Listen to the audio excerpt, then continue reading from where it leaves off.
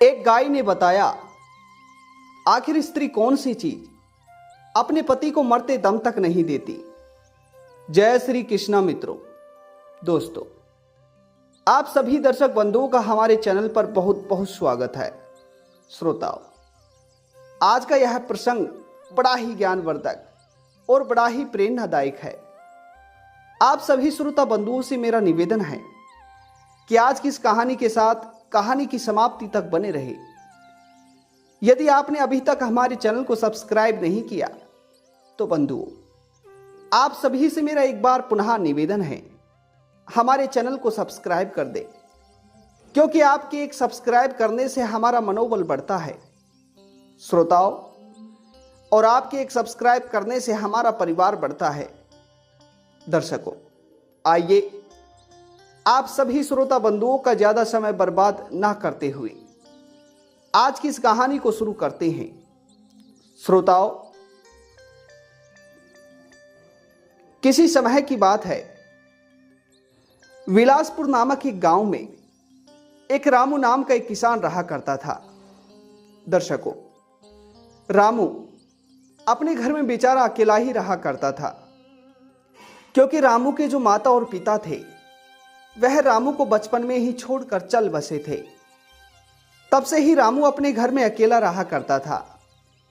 अब रामू की देखभाल करने वाला भी कोई नहीं था, इसीलिए रामू ने अपने पूरे जीवन को कई सारी कठिनाइयों के साथ और जीवन में कई सारा संघर्ष करते हुए व्यतीत हुआ।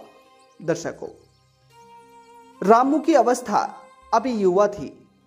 रामू अपना घर का खर्च स्वयं ही चला रहा था। बंधुओं, गांव के सभी लोगों को रामू के इन हालातों को देखकर और रामू की इस हालत को देखकर बहुत तरस आता था। दर्शकों, रामू के घर में एक गाय हुआ करती थी और रामू उसी गाय के दूध को बेचकर अपने घर का खर्च चला रहा था। दोस्तों, रामू रोज उस गाय को हरा चारा खिलाता, गाय की सेवा पानी करता, गाय को समय समय पर भोजन पानी अर्थात गाय की ठीक तरह से देखभाल करता। इसी तरह से रामू का घर का खर्च चल रहा था। दोस्तों, एक दिन रामू अपने घर के बाहर पेड़ के नीचे बैठा हुआ था। तभी गांव का रामू का एक मित्र रामू के पास आता है और रामू से कहता है, मित्र, आखिर तुम कैसे सुनसान अकेले बैठे हुए हो?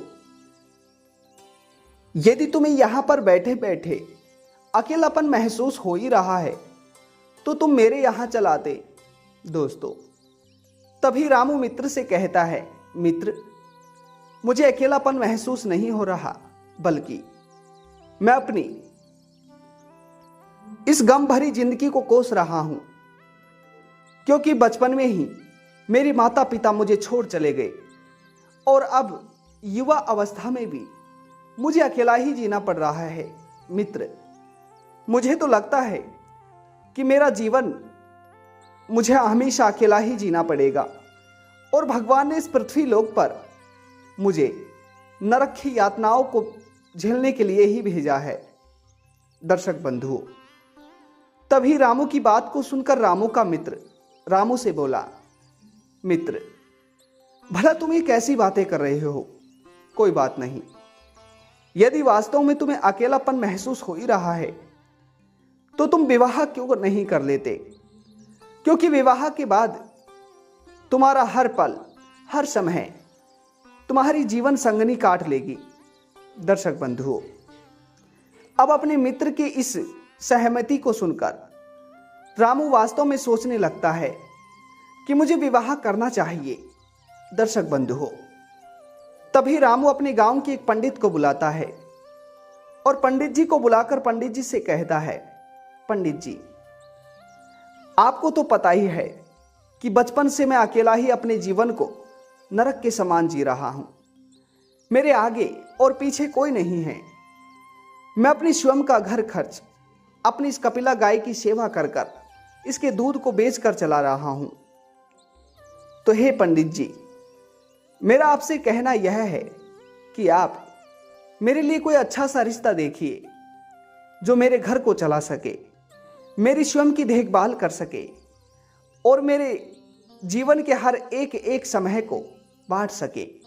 पंडित जी, आप हमारे ही गांव के नज़दीकी गांवों में कोई मेरे योग्य एक सुंदर स्त्री, सुंदर लड़की ढूंढिए। दर्शक बंधुओं, अब रामू की बात को सुनकर पंडित जी गांव में एक अच्छी सी सुंदर लड़की ढूंढने लगते हैं। अब पंडित जी को 3-4 दिन बीत जाते हैं, परंतु गांव के आसपास कहीं भी रामू की योग्य कोई स्त्री पंडित जी को मिली ही नहीं। दर्शक बंधुओं, अब एक दिन रामू के कहने पर पंडित जी गांव की परली साइड जाते हैं। वहां पर जाकर पंडित जी को रामू के योग्य एक सुंदर और सुशील स्त्री दिखी। पंडित जी उस स्त्री के घर वालों के पास जाकर रामू के विवाह का प्रस्ताव रखा तो घर के सभी लोग विवाह के लिए मान गए। श्रोताओं बंधुओं, अब विवाह का एक अच्छा सा मुहूर्त देखकर रामू अपने योग्य उस स्त्री से विवाह कर लेता है। दर्शक बंधुओं, रामू की इस पत्नी का नाम गीता था। गीता पूर्णतः से स्वभाव से तो ठीक थी, परंतु वह थोड़ी लालची थी। वह हर समय अपने लालच की वजह से कई मुसीबतों में पड़ जाया करती थी, अपनी नीयत को डगमगा लेती थी। दर्शक बंधुओं, अब रामू के घर में रामू की पत्नी आ चुकी थी। अब तो रामू हर समय खुश दिखने लगा। जब भी रामू दुखी होता तो अपनी पत्नी गीता को बता दिया करता। दर्शक बंधुओं, एक दिन रामू अपनी पत्नी गीता को अपने साथ अपने घर के पीछे वाले हिस्से पर लेकर जाता है और अपनी पत्नी से कहता है, प्रिय, ये देखो, जो तुम्हें कपिला गाय दिखाई दे रही है, यह वही गाय है जिसने मेरे अकेले समय में मेरा साथ दिया। हे प्रिय, यही वह गाय है जिसने मुझे कभी भूखा नहीं मरने दिया। हे प्रिय, मेरा तुमसे यही कहना है कि चाहे तुम मेरा ख्याल कभी मत रखना, परंतु इस गाय को कभी भी दुख मत देना। दर्शक बंधुओं, अब रामू की इस बात पर गीता पूरी तरह से अमल करती है और रामू के कहने के अनुसार उस गाय को समय समय पर भोजन पानी खिलाती है, समय समय पर गाय की सेवा करती है। गाय खूब दूध देती है। दर्शक बंधुओं, अब देखते ही देखते रामू के घर में जो गाय का दूध आता था और जो उस दूध को बेचकर खर्च चलाने के लिए पैसे आते थे, अब तो उन पैसों से रामू के घर में कोई फर्क ही नहीं पड़ता। श्रोताओं बंधुओं, क्योंकि पहले रामू घर में अकेला रहा करता था, अब रामू के साथ 2 जने हैं, तो रामू के घर का खर्च भी बढ़ चुका था, परंतु अकेली उस गाय के दूध की वजह से रामू के घर का खर्च ठीक से नहीं चल पा रहा था। श्रोताओं, अब एक दिन जब रामू की पत्नी गीता उस गाय के पास दूध निकालने के लिए जाती है तो गाय दूध बिल्कुल नहीं देती है। दर्शक बंधुओं, अब यह जाकर गीता रामू को बता देती है तो रामू गीता से कहता है, प्रिय, हो सकता है कि आज गाय की तबीयत खराब हो, कल गाय अवश्य दूध देगी। दर्शक बंधुओं, अब दूसरे दिन वापस जब गीता दूध निकालने के लिए गाय के नज़दीक जाती है तो गाय के समीप जाते ही गाय उस दिन भी दूध नहीं देती है। दर्शक बंधुओं, अब रामू समझ चुका था कि अब इस गाय ने दूध देना ही बंद कर दिया। दर्शक बंधुओं, अब तो रामू अपने ही गांव के सेठों के यहाँ काम करने जाने लगा। देखते ही देखते कई महीने बीत चुके थे। अब तो रामू और रामू की पत्नी गीता उस गाय को हरा चारा खिलाकर और उस गाय की सेवा कर कर पूरी तरह से थक चुके थे। श्रोताओ, अब एक दिन गीता गाय को देखती है और गीता के मन में लालच आ जाता है। दर्शक बंधुओं, तभी गीता रामू से जाकर कहती है, हे प्रिय, सुनते हो, अब तो आपको पता ही है कि हमारी यह गाय किसी काम की नहीं, क्योंकि यह गाय अब दूध नहीं देती है। और आपको तो पता ही है कि हमें गाय के लिए ढेर सारा चारा और अनाज लाना पड़ता है। इससे तो अच्छा यही है कि इसके बछड़े को बेच दिया जाए और मैं अपने लिए कुछ गहने बनवा लूंगी। दर्शक बंधुओं, अब गीता ने पहली बार रामू से किसी चीज के बारे में निवेदन किया तो रामू ने गीता से मना ना करते हुए गीता से कहा, ठीक है। दर्शक बंधुओं, अब गीता उस गाय के बछड़े को बेच देती है। उसके बाद में काफी समय बीत चुका था। एक दिन गीता रामू से कहती है, अजी सुनते हो, मैं इस गाय को चारा अनाज डालकर परेशान हो चुकी हूं। अब मुझसे और इस गाय की सेवा नहीं हो पाएगी, क्योंकि कहा जाता है जिस कर्म में फल हो वही कर्म करना चाहिए। श्रोताओ, चाणक्य कहते हैं कि मनुष्य को नीति और रणनीति वहीं बनानी चाहिए जहां काम आ सके। ठीक उसी प्रकार जहां मनुष्य को फल मिले वहीं कार्य करना चाहिए। श्रोताओ, तभी गीता कहती है, सुनते हो, हम इस गाय को जंगल छोड़ दें तो सबसे ठीक रहेगा। तभी रामू और गीता उस गाय को जंगल छोड़कर आ जाते हैं। दर्शक बंधुओं, अब वह गाय समझ चुकी थी कि यह इंसान बड़े ही मतलबी होते हैं। जब इन्हें हमारी आवश्यकता थी तो इन्होंने याद किया और आज हमें छोड़ दिया। दर्शक बंधुओं, देखते ही देखते काफी समय बीत चुका था। अब वह गाय जंगल में इधर उधर घूम घूम कर चारा चरती रही। थोड़े ही समय बाद वह गाय गर्भवती हो चुकी थी। जब गाय गर्भवती हो गई तो एक दिन गाय ने सोचा कि अब मुझे मेरा मालिक वापस रख लेगा। दर्शकों, अब गाय इधर उधर घूमते घूमते एक दिन रामू के घर के पीछे जाकर बैठ चुकी थी। तभी गीता कुछ सब्जियां लेने के लिए घर के पीछे जा रही थी। तभी गीता देखती है कि वह गाय गर्भवती थी और घर के पीछे बैठी हुई है। तो गाय देखते ही गीता के मन में वापस लालच हो उठा। गीता सोचती रही कि अब जब यह गाय वापस अपने बच्चे को जन्म देगी तो उस बछड़े को बेचकर मैं पुनः अपने लिए गहने बनवा लूंगी। दर्शक बंधुओं, अब गीता के देखते ही देखते थोड़े ही समय में वह गाय अपने बच्चे को जन्म दे देती है। अब बच्चे को जन्म देने के बाद में गाय गीता से कहती है, हे देवी, मैं आपसे एक निवेदन करती हूं, क्योंकि इस कार्य के लिए मैं बिल्कुल भी सामर्थ्य नहीं हूं।